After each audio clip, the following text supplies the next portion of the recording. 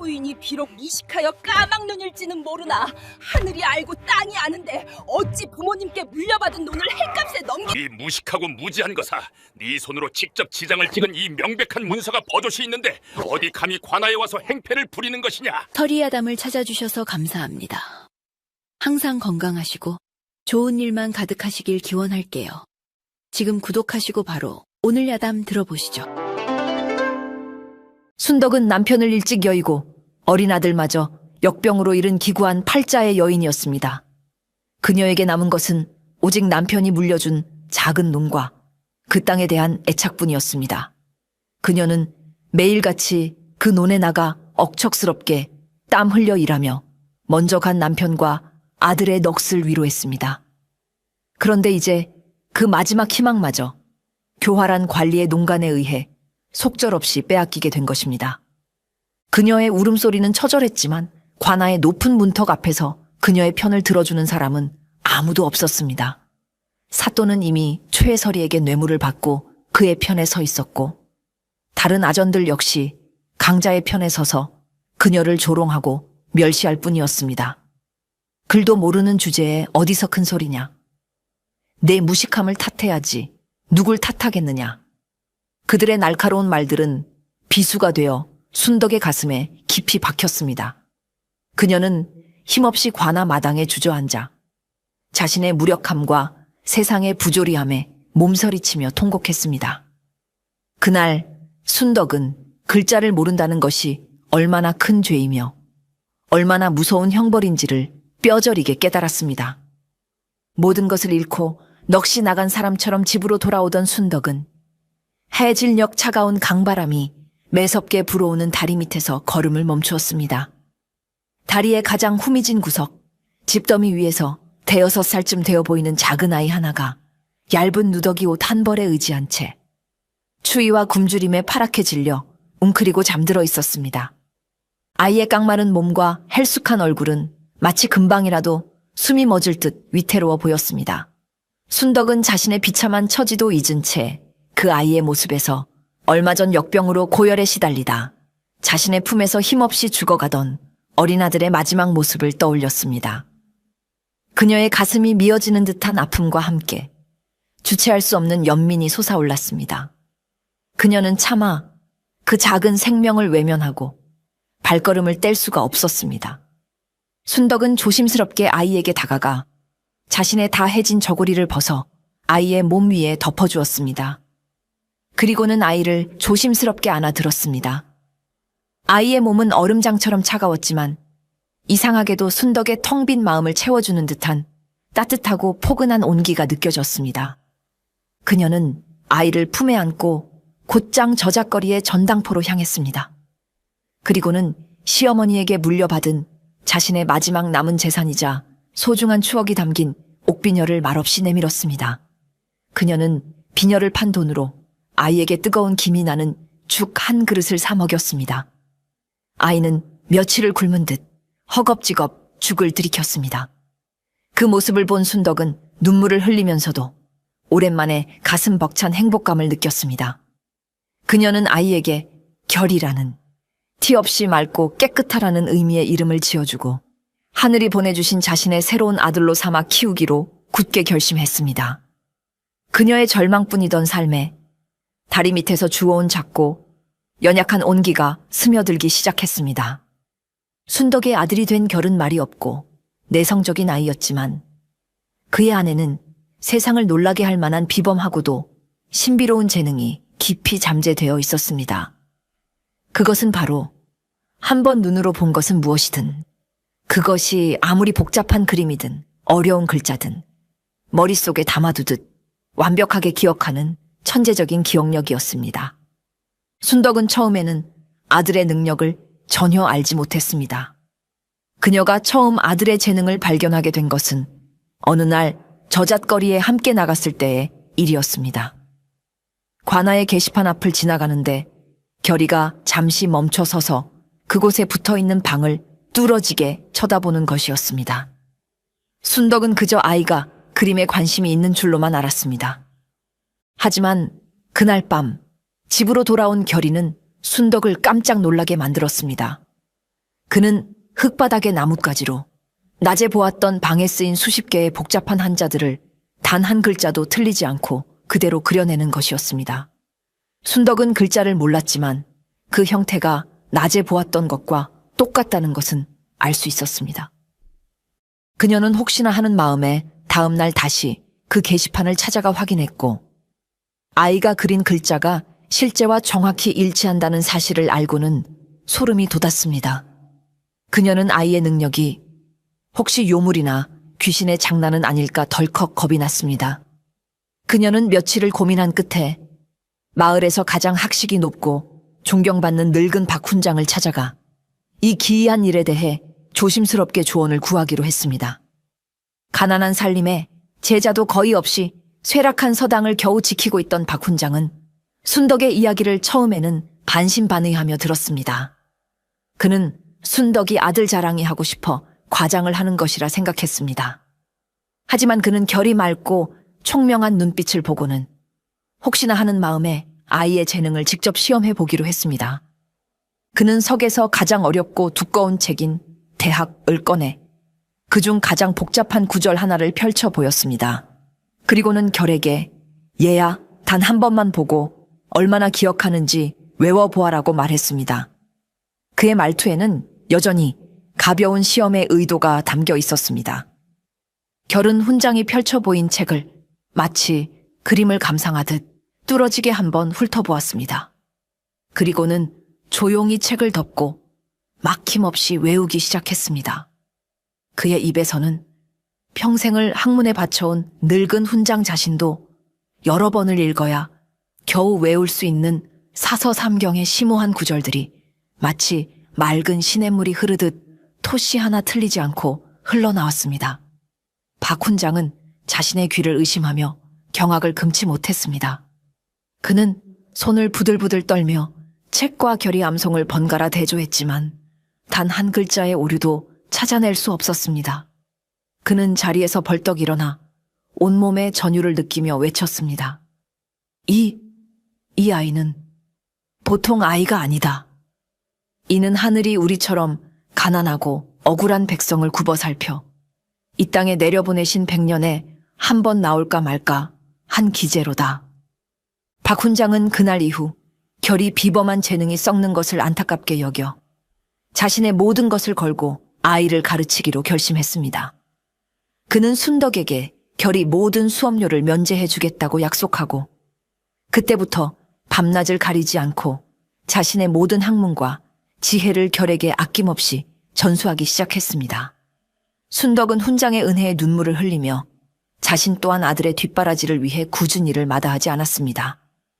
그녀는 새벽 일찍 일어나 양반집에 삭바느질을 했고 낮에는 장터에 나가 허드레시를 했으며 밤에는 남들이 모두 기피하는 험한 일까지 하며 아들의 붓과 종이 값을 벌었습니다. 그녀의 고왔던 손은 어느새 나무 껍질처럼 거칠게 트고 꼿꼿했던 허리는 세월의 무게에 조금씩 굽어갔습니다. 하지만 그녀는 단 한 번도 자신의 신세를 한탄하거나 힘든 내색을 하지 않았습니다. 그녀에게는 밤늦도록 촛불 아래에서 낭낭한 목소리로 글을 읽는 아들의 모습이 세상 그 어떤 고통도 잊게 해주는 유일한 행복이자 희망이었습니다. 결이 역시 그런 어머니의 숭고한 희생과 훈장의 기대를 누구보다 잘 알고 있었습니다.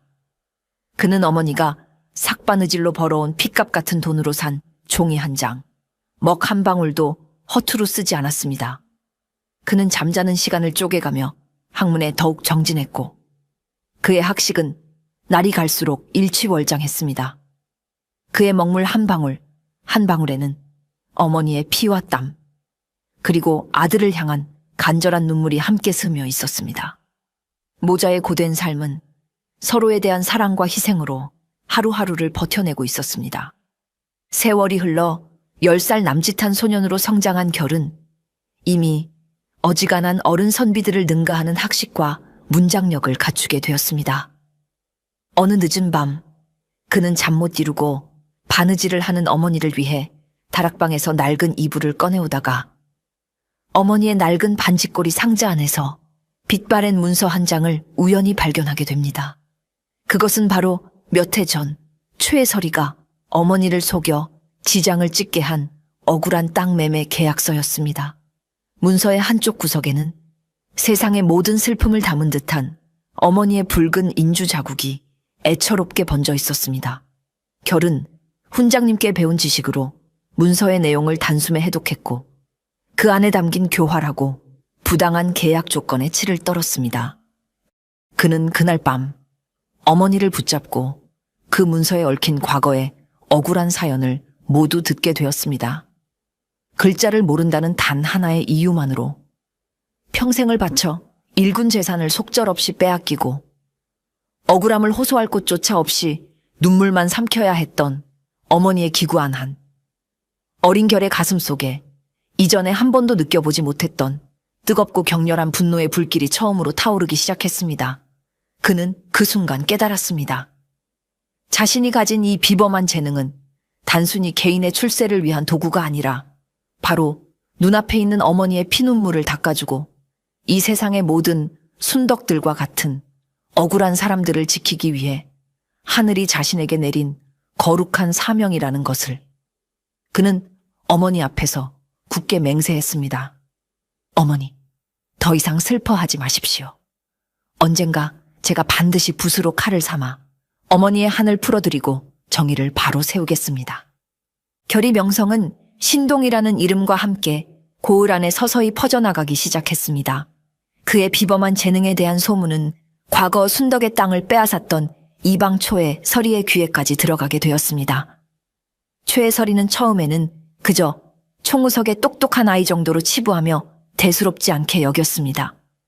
하지만 결의가 바로 자신이 등쳐먹었던 과부 순덕의 아들이라는 사실을 알게 되자 그는 극심한 불안감에 휩싸였습니다.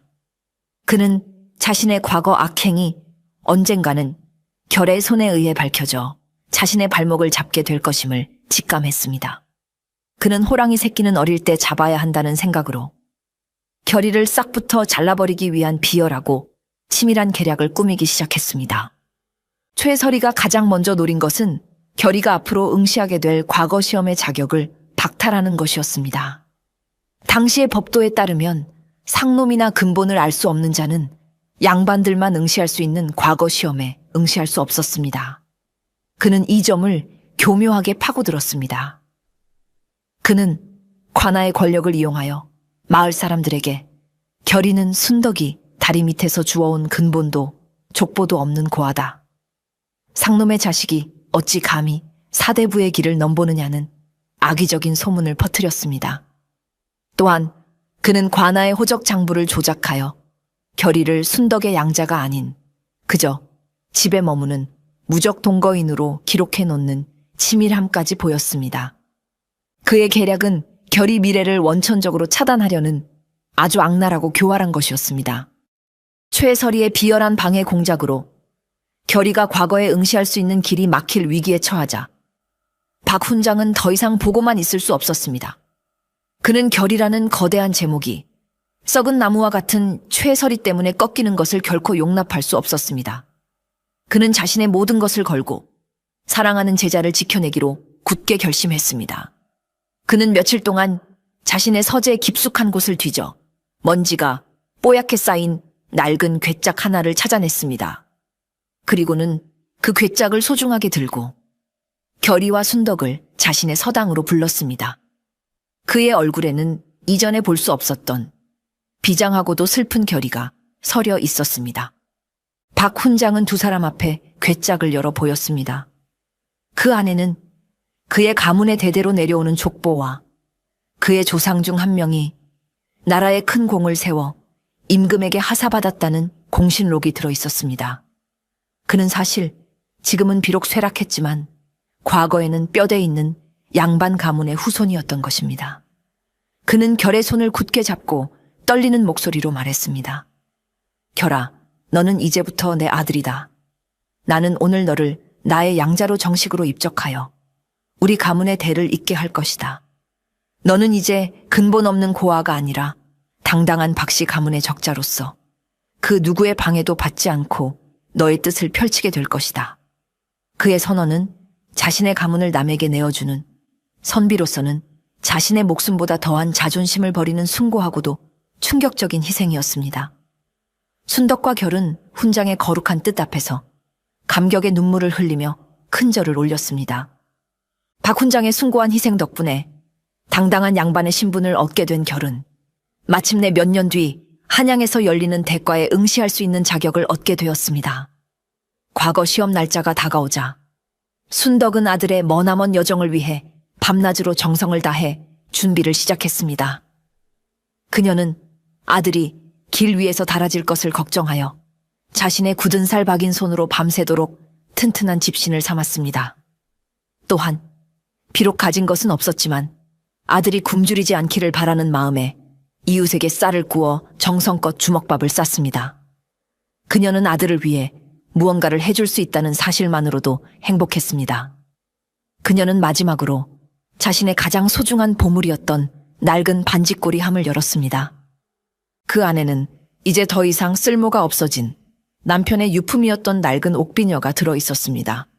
그녀는 잠시 비녀를 보며 먼저 간 남편을 그리워했지만 이내 마음을 굳히고 그것을 팔아 아들의 여비를 마련했습니다.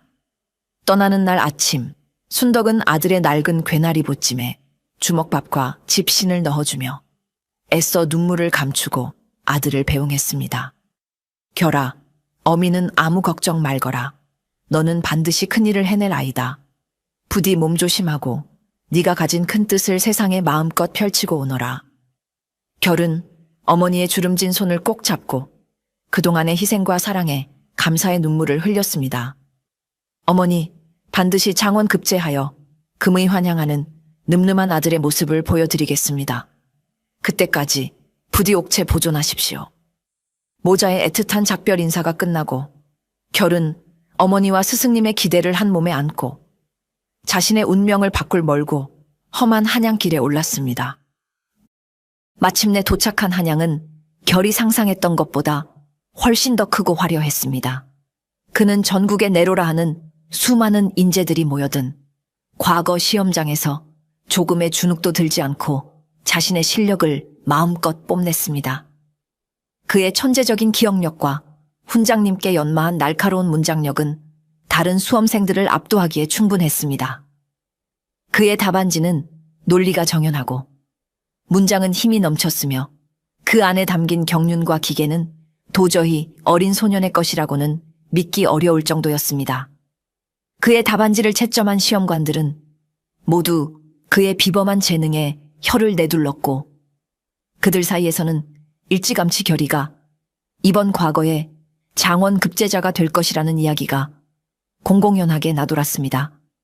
하지만 그의 뛰어난 재능을 시기하고 두려워하는 자의 검은 마수는 그가 모르는 사이에 한양까지 뻗쳐 있었습니다. 고향의 최서리는 결의가 장원 급제라도 하는 날에는 자신의 목이 위태로워질 것이라 판단하고 마지막 발악을 준비했습니다. 그는 자신이 그동안 뇌물로 매수해둔 과거 시험장의 한 하급 관리를 찾아갔습니다. 그리고는 막대한 돈을 쥐어주며 무슨 수를 써서라도 결이라는 이름이 쓰인 답안지를 합격자 명단에서 빼내야 한다. 그 답안지를 아예 이 세상에서 없애버려라 는 비밀스러운 지령을 내렸습니다. 결국 합격자를 발표하기 전날 밤 초의 서리에게 매수된 관리는 채점관들의 석에 몰래 잠입하여 결의가 제출했던 답안지를 찾아내어 아궁이의 불쏘시개로 던져버리고 말았습니다. 합격자 발표 날 결은 자신의 장원 급제를 확신하며 당당하게 방 앞으로 나아갔습니다. 하지만 합격자 명단이 적힌 거대한 종이를 몇 번이고 훑어보아도 그 어디에도 자신의 이름은 없었습니다. 그는 자신의 눈을 의심하며 만견자실했습니다.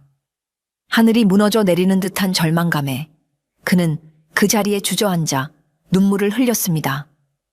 어머니와 스승님의 기대를 저버렸다는 죄책감과 알 수 없는 배신감에 그는 모든 것을 포기하고 싶었습니다. 바로 그때 그의 어깨를 두드리는 손길이 있었습니다. 고개를 들어보니 낯선 중년의 선비 한 명이 인자한 미소를 지으며 그를 바라보고 있었습니다. 그 선비는 바로 결의 답안지를 직접 채점하고 그의 비범한 재능에 깊은 감명을 받았던 시험관 중 한 명이었습니다. 그는 누구보다 뛰어났던 결의 답안지가 아무런 이유 없이 사라지고 그가 낙방했다는 사실에 무언가 석연치 않음을 느끼고 있었습니다. 그는 비밀리에 진상을 조사한 끝에 최설이가 관리를 매수하여 답안지를 불태웠다는 끔찍한 진실을 알게 된 것입니다. 하지만 뚜렷한 물증이 없어 어찌할 도리가 없던 그는 안타까운 마음에 결을 찾아온 것이었습니다. 그는 결을 조용한 주막으로 데려가 자신의 진짜 신분을 밝혔습니다. 그는 사실 임금의 비밀 특명을 받고 지방의 부패한 관리들을 척결하기 위해 암행 중인 암행어사였습니다. 암행어사는 결에게 모든 진실을 털어놓으며 새로운 제안을 했습니다. 젊은이, 그대의 재능과 기계는 실로 놀랍네. 과거 급제만이 출세의 유일한 길은 아닐세. 그대가 진정으로 백성을 위하는 마음을 가졌다면 나와 함께 그대의 고향으로 내려가 그대의 답안지를 불태운 저 썩은 뿌리들을 함께 도려내지 않겠는가? 이것은 과거 급제보다 더 어렵고 위험한 길이지만 그보다 더 큰 보람과 정의를 실현하는 길이 될 걸세. 그의 제안에 결은 잠시 망설였지만 이내 굳은 결심을 하고 그의 손을 잡았습니다. 그는 억울하게 낙방한 것을 한탄하는 대신 자신의 손으로 직접 정의를 실현할 수 있는 기회를 선택한 것입니다.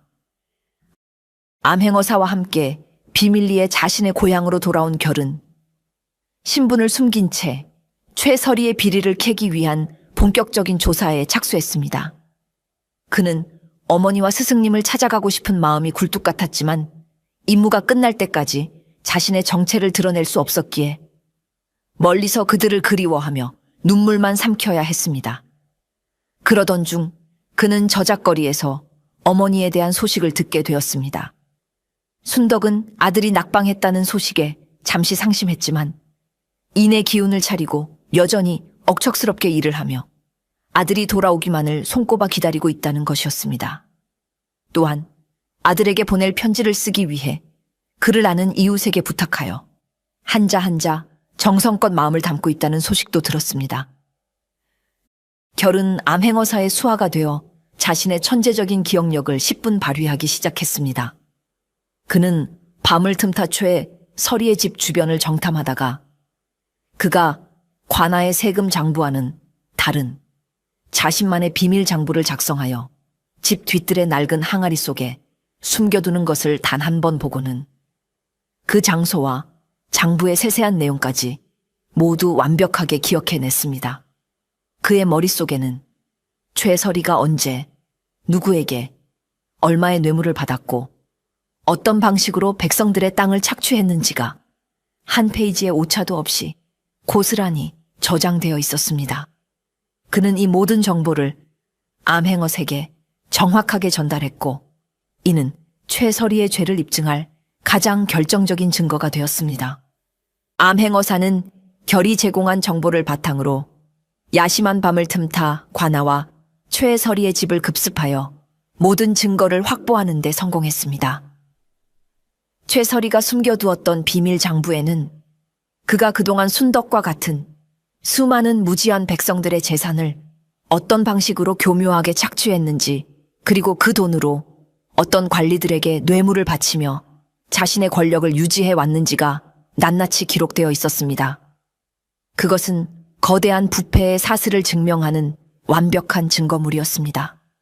최설이는 자신의 모든 비밀이 탄로 났다는 사실을 깨닫고 도주하려 했지만 이미 관아는 암행어사의 군사들에게 포위된 뒤였습니다. 그의 오랜 악행이 마침내 끝나는 순간이 다가오고 있었습니다. 결정적인 증거를 모두 확보한 암행어사는 다음 날 아침 마침내 자신의 정체를 드러냈습니다. 그는 마패를 높이 치켜들고 암행어사 출두요를 외치며 동원으로 들이닥쳤습니다. 그의 갑작스러운 등장에 사또를 비롯한 모든 부패한 관리들은 혼비백산하여 엎드렸습니다. 최설이 역시 사색이 되어 바닥에 주저앉았습니다. 암행어사는 그들의 죄상을 하나하나 열거하며 그 자리에서 모두를 파직하고 포박하도록 명했습니다. 그동안 그들의 폭정에 숨죽여 지내던 백성들은 그 광경을 보고 모두 거리로 쏟아져 나와 환호성을 질렀습니다. 억압받던 자들의 울분이 터져 나오며 고을은 순식간에 축제의 장으로 변했습니다. 순덕 역시 자신의 눈앞에서 벌어지는 광경을 믿을 수 없다는 듯 감격의 눈물을 흘리고 있었습니다. 그녀는 자신의 억울함이 마침내 풀리는 날이 왔다는 사실에 먼저 간 남편과 아들을 떠올리며 하늘을 향해 감사의 기도를 올렸습니다. 재판이 진행되는 동안 암행어사의 곁에는 늠름한 청년이 된 결의가 복면을 쓴 채 서 있었습니다. 비록 얼굴은 가렸지만 그의 눈빛에서는 정의를 실현했다는 굳건한 자부심이 빛나고 있었습니다. 순덕은 그 청년이 자신의 아들일 것이라고는 꿈에도 상상하지 못한 채 그저 자신과 같은 억울한 백성을 구해준 그에게 멀리서나마 고마운 마음을 전할 뿐이었습니다. 모든 부패 세력을 척결하고 고을의 질서를 바로잡은 암행어사는 한양으로 돌아가기 전 결의공을 높이 평가하여 그를 임금에게 직접 청거했습니다. 그는 결의 비범한 재능과 정의로운 성품, 그리고 이번 사건을 해결하는 데 세운 결정적인 공로를 상세히 기록하여 장계를 올렸습니다. 임금은 그의 장계를 읽고 크게 감탄하며 결이라는 젊은 인재를 직접 만나보고 싶어 했습니다. 임금 앞에 선 결은 조금의 두려움도 없이 자신의 소신과 포부를 당당하게 밝혔습니다. 그의 학식과 기계에 다시 한번 감탄한 임금은 그에게 파격적인 상을 내리기로 결심했습니다. 임금은 불에 타버린 그의 답안지 대신 그의 인품과 능력을 높이사 그를 이번 과거의 장원 급제자로 인정하고 공석이 된 그의 고향을 다스리는 새로운 사또로 임명했습니다. 억울하게 낙방했던 시골의 고아가 하루아침에 자신의 고향을 다스리는 목민관이 되어 돌아가게 된 것입니다. 결은 마침내 꿈에 그리던 금의환향을 하게 되었습니다. 그는 임금이 하사한 어사화를 머리에 쓴 늠름한 모습으로 수많은 관원들을 거느리고 자신의 고향으로 돌아왔습니다. 그는 가장 먼저 초라한 흙집에서 여전히 자신을 기다리고 있을 어머니 순덕을 찾아갔습니다. 그는 어머니의 앞에 엎드려 큰 절을 올렸습니다. 어머니, 불초소생 결이 이제야 어머니의 한을 풀어드리고자 돌아왔습니다. 순덕은 믿을 수 없는 아들의 모습에 말을 잇지 못하고 그저 뜨거운 눈물만 흘리며 아들을 끌어안았습니다. 새로운 사또가 되어 동헌에 앉게 된 결은 가장 먼저 자신의 임무로서 몇 해 전 자신의 어머니가 겪었던 억울한 토지 사기 사건을 공식적으로 재판에 붙였습니다. 그는 옥에 갇혀있던 초해서리를 백성들이 모두 지켜보는 재판정으로 끌어냈습니다. 초해서리는 사또가 된 결의 모습을 보고 공포에 질려 용서를 빌었지만 결의 표정은 얼음장처럼 차갑기만 했습니다. 결은 과거 초해서리가 어머니에게 내밀었던 것과 똑같은 형식의 땅 문서를 그의 앞에 내밀었습니다. 그리고는 서리에게 명하여 그 문서에 최서리의 모든 재산을 관아에 헌납한다는 내용을 적게 했습니다. 결은 붓을 들어 문서의 마지막에 자신의 수결을 하고는 최서리를 향해 나지막하지만 힘있는 목소리로 말했습니다. 최서리, 내 놈이 글자를 모르는 나의 무지한 어머니에게 그랬던 것처럼 나 또한 이 문서에 너의 전 재산을 몰수한다고 적었다. 너는 이제 이 문서에 지장을 찍어야 할 것이다. 어떠하냐? 글을 읽지 못하고 자신의 운명을 타인의 손에 맡겨야 하는 백성의 심정이 이제야 조금은 이해가 가느냐? 그의 서슬퍼런 판결에 최서리는 자신이 저질렀던 죄의 무게를 깨닫고 땅바닥에 엎드려 피눈물을 흘리며 자신의 어리석음을 통곡했습니다. 그는 자신의 교활함이 결국 자신을 파멸시키는 칼이 되어 돌아왔음을 뼈저리게 느끼고 있었습니다. 최서리가 자신의 모든 것을 잃고 절망의 나락으로 떨어지던 바로 그 순간 순덕이 조용히 재판장으로 걸어 나와 아들인 결을 만류했습니다. 그녀는 아들의 손을 잡고 눈물 어린 눈으로 간청했습니다. 사또, 아니, 내 아들아. 부디 저 자를 용서해 주어라. 저 자는 이미 자신이 저지른 죄에 대한 가장 큰 벌을 받았다. 우리가 저자에게 똑같은 방식으로 복수하는 것은 결국 우리 또한 저자와 똑같은 사람이 되는 것일 뿐이다. 부디 너의 그 높은 자리에서 원수를 갚는 작은 통쾌함보다 사람을 용서하는 더 큰 덕을 베풀어 주길 바란다. 그것이 이 어미의 마지막 소원이다. 순덕은 자신을 평생의 한 속에 살게 했던 원수마저도 아들의 훌륭한 정치를 위해 기꺼이 용서하고 품어 안는 하늘처럼 넓고 위대한 사랑을 보여주었습니다. 결은 어머니의 깊은 뜻 앞에서 차마 고개를 들 수 없었습니다. 그는 자신의 복수심이 어머니의 위대한 사랑 앞에서 얼마나 작고 부끄러운 것인지를 깨달았습니다. 그는 어머니의 뜻을 받들어 최서리의 재산을 몰수하는 대신 그 재산을 모두 백성들을 위한 의창을 짓고 가난한 아이들을 위한 서당을 세우는데 사용하도록 명했습니다. 그리고 최서리에게는 그 공사 현장에서 평생토록 백성들을 위해 노역하며 자신의 죄를 씻으라는 판결을 내렸습니다. 이는 그를 죽이는 것보다 더 큰 가르침을 주는 현명하고도 자비로운 판결이었습니다. 백성들은 자신들의 새로운 사또가 가진 지혜와 어진 마음에 깊이 감복하여 그의 이름을 칭송하며 눈물을 흘렸습니다. 사또가 된 결은 어머니와 스승 박훈장의 가르침을 가슴에 새기고 백성을 하늘처럼 섬기는 진정한 목민관으로서의 길을 걷기 시작했습니다. 그의 첫 번째 정책은 바로 자신의 어머니처럼 그를 몰라 억울한 일을 당하는 백성이 다시는 생겨나지 않도록 하는 것이었습니다.